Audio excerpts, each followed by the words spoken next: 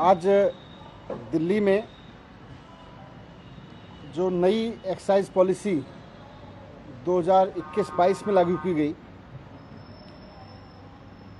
तो उस पॉलिसी के इफ़ेक्टिव इम्प्लीमेंटेशन को रोक के किस तरीके से कुछ ताकतवर लोगों ने, किस तरह के ताकतवर लोगों ने किस तरह के दुकानदारों को फ़ायदा पहुंचाया और सरकार को उसकी वजह से कैसे नुकसान पहुंचाया, इसका ब्यौरा मैं आपके सामने रखना चाहता हूं।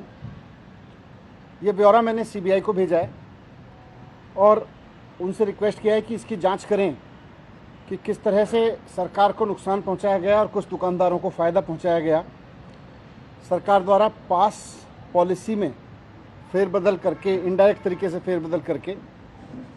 इसकी डिटेल्स मैं आपके सामने रखूंगा, पर उससे पहले नई एक्साइज पॉलिसी के बारे में थोड़ी सी कुछ बेसिक चीज़ें जो इस संबंध में बहुत महत्वपूर्ण है वो आपके सामने दोहरा देता हूं। वैसे आपको पता है, आपको जानकारी है कि सरकार ने 2021 में मई के महीने में नई एक्साइज पॉलिसी पास की थी।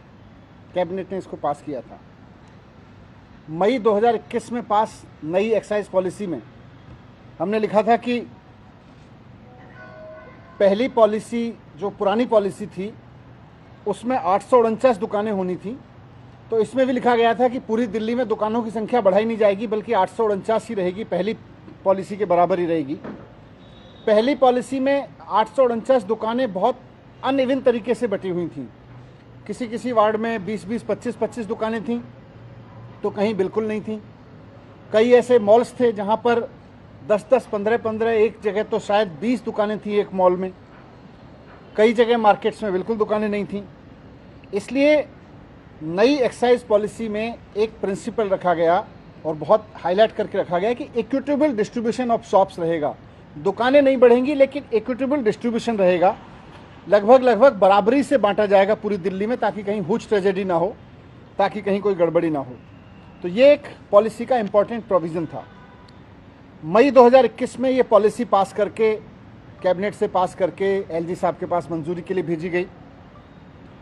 इस पॉलिसी को मंजूरी देने से पहले एलजी साहब ने पूरी पॉलिसी को बहुत ध्यान से पढ़ा और उसमें कई महत्वपूर्ण और बड़े बड़े सजेशन दिए कि इसमें ये परिवर्तन कर दो, ये परिवर्तन कर दो, इस तरह का बदलाव करो। एलजी साहब के सारे सजेशंस को स्वीकार करके कैबिनेट ने फिर से जून में नई पॉलिसी एलजी साहब के पास भेजी और इस तरह से फिर उसको एलजी साहब ने मंजूरी दी। तो एलजी साहब के पास 2 बार जाके बहुत ध्यान से पढ़ के उन्होंने इस पॉलिसी को पास किया था। उस पॉलिसी में ये लिखा हुआ था, जगह जगह जोर देके, कि अनइक्विटेबल डिस्ट्रीब्यूशन को खत्म किया जाएगा। ये जो एक ही जगह शराब की दुकानों के अंबार लगे हुए हैं कुछ वार्ड्स में या कुछ मॉल्स में, दुकानें नहीं बढ़ाई जाएंगी, लेकिन इसको लगभग बराबरी पे बांटा जाएगा। यहाँ तक कि अनऑथराइज एरिया में भी बांटा जाएगा, ये भी लिखा हुआ था।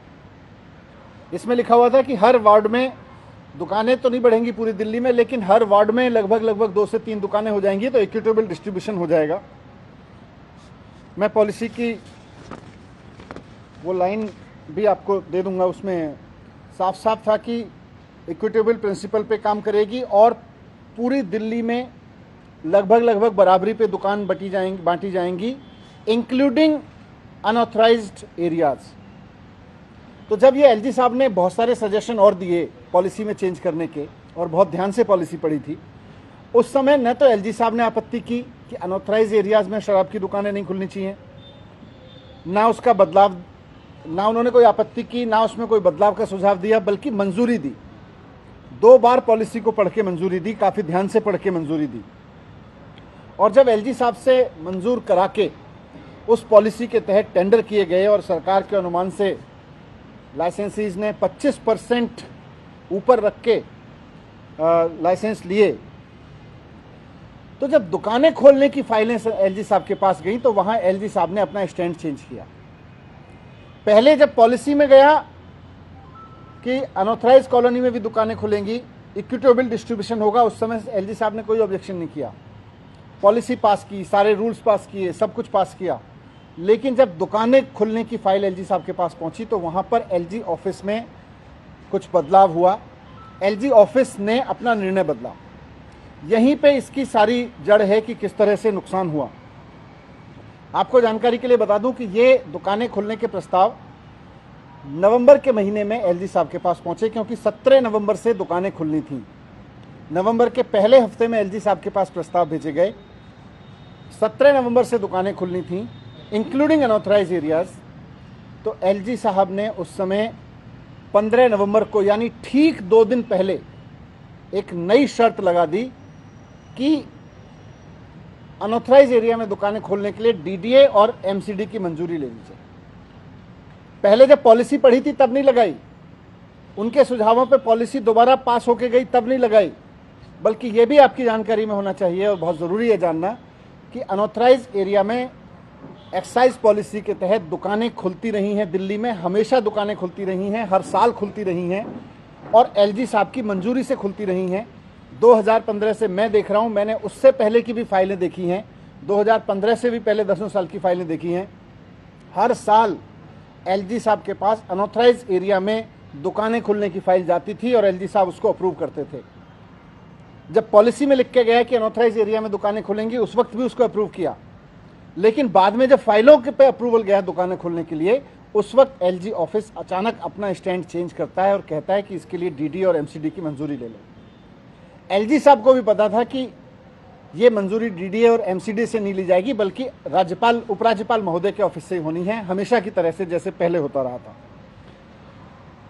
लेकिन उन्होंने बहुत आश्चर्यजनक तरीके से एक नई कंडीशन इसमें लगाई, पूरा का पूरा स्टैंड चेंज किया। उस पॉलिसी में जो डिपार्टमेंट ने तैयार की थी उस वक्त नहीं था, जब कैबिनेट ने पास की थी उस वक्त नहीं था, एलजी साहब ने पढ़ी थी उस वक्त नहीं था, एलजी साहब ने जब मंजूर किया उस वक्त नहीं था। अचानक एलजी साहब ने अपना स्टैंड चेंज किया और इस स्टैंड चेंज होने की वजह से दिल्ली में अनऑथराइज एरियाज में दुकानें नहीं खुल पाईं। पुरानी पॉलिसी के तहत जहां पे दुकानें खुल रही थी वहां भी नहीं खुल पाईं और उसका नुकसान ये हुआ कि जो नए लाइसेंसीज थे वो कोर्ट में गए और कोर्ट ने ऑर्डर किए कि इनसे जो अनऑथराइज वार्ड्स हैं उनका लाइसेंस फीस न ली जाए, उनको रिबेट दी जाए, उसमें उनको रिलैक्स किया जाए लाइसेंस फीस प्रोरेटा बेस पे, और इसकी वजह से सरकार को हज़ारों करोड़ रुपए का नुकसान हुआ। ये पूरा इंसिडेंस आपके सामने इसलिए रखा क्योंकि नई एक्साइज पॉलिसी जो सरकार ने बनाई थी उससे सरकार को बहुत फ़ायदा होने वाला था, लेकिन उसके उलट सरकार को के राजस्व को नुकसान पहुंचा, हज़ारों करोड़ रुपए का नुकसान पहुंचा, क्योंकि एलजी साहब ने अपना निर्णय बदला, बिना कैबिनेट से डिस्कस किए बदला, बिना सरकार से पूछे बदला और उन्होंने बदल के उसको लागू करने के लिए ऑर्डर किए, जिसकी वजह से दुकानें नहीं खुल पाईं और लगातार नुकसान हुआ। अब इसमें सबसे इम्पॉर्टेंट चीज़ ये है समझने वाली कि जब एलजी साहब ने ये बिना कैबिनेट से डिस्कस किए, बिना सरकार से डिस्कस किए अपना निर्णय बदला और पहले से मंजूर, अपने से ही मंजूर पॉलिसी को अपने ही लेवल पे बदलने की कोशिश की, और जब दुकानें नहीं खुल पाईं तो कुछ लोगों की तो दुकानें नहीं खुल पाईं लेकिन कुछ की खुल गईं, और जिन लोगों की खुली, क्योंकि दिल्ली में तो पहले ऐसे शराब बिक रही थी, जिन लोगों की दुकानें खुली उनको करोड़ों रुपए का फ़ायदा हुआ, हज़ारों करोड़ रुपए का फ़ायदा हुआ। जिन लोगों को अनऑथराइज एरिया में दुकानें खोलने का लाइसेंस मिला था उनकी नहीं खुली, और जिनको अनऑथराइज एरिया में मिला था उनकी दुकानें खुल गईं। इससे जानबूझ के उनको फ़ायदा पहुंचाया गया ताकि कुछ वेंडर्स को फ़ायदा पहुंचे और कुछ को नुकसान पहुंचे। मैंने आपके सामने इसलिए रखा, मैं इसीलिए इस मामले को पूरे को सीबीआई के सामने भेज रहा हूं कि इस मामले की जांच होना बहुत ज़रूरी है कि कैबिनेट से, सरकार से पास प्रस्ताव जो एलजी साहब ने पहले मंजूर कर दिया था उसको स्टैंड पे उन्होंने चेंज क्यों किया। वर्षों से पुरानी पॉलिसी में भी जिस तरह से दुकानें अनऑथराइज एरिया में एलजी ऑफिस से मंजूर होती आई थीं, अचानक एलजी ऑफिस ने अपना स्टैंड चेंज करके, एलजी साहब ने अपना स्टैंड चेंज करके उन दुकानों को फ़ायदा क्यों पहुंचाया जिनकी दुकानें खुल गई थीं। इससे सरकार को बहुत नुकसान हुआ, जबकि सरकार ने उनको लिख के भी दिया कि आपका जो ये स्टैंड है इसकी वजह से सरकार को हज़ारों करोड़ रुपए का नुकसान हो रहा है। उसके बावजूद उन्होंने अपना स्टैंड चेंज नहीं किया, बल्कि डीडीएवीसी की एक कमेटी बनाई, उसका भी कोई नतीजा नहीं निकला और अंततः सरकार को उस बीते वित्त वर्ष में हज़ारों करोड़ का नुकसान हुआ। तो ये आज अगर निर्णय बदला नहीं होता तो सरकार को हज़ारों करोड़ रुपए मिलते, निर्णय बदलने से सरकार का भी हज़ारों करोड़ का नुकसान हुआ और उन दुकानदारों का जिनकी दुकानें खुल गई थीं जिनके पक्ष में ये फैसला गया उनको हज़ारों करोड़ का फ़ायदा हुआ, तो 48 घंटे पहले ये फैसला क्यों बदला गया? इनसे किन किन दुकानदारों को ज़्यादा फ़ायदा हुआ और एलजी साहब ने ये निर्णय खुद लिया या किसी के दबाव में लिया, और इसके बदले किस किस को कितना फ़ायदा पहुंचा? इन सारे प्रश्नों की जांच होना बहुत ज़रूरी है। मैंने सीबीआई को लिखा है और मुझे पूरी उम्मीद है कि सीबीआई इस पर निष्पक्षता से जांच करेगी।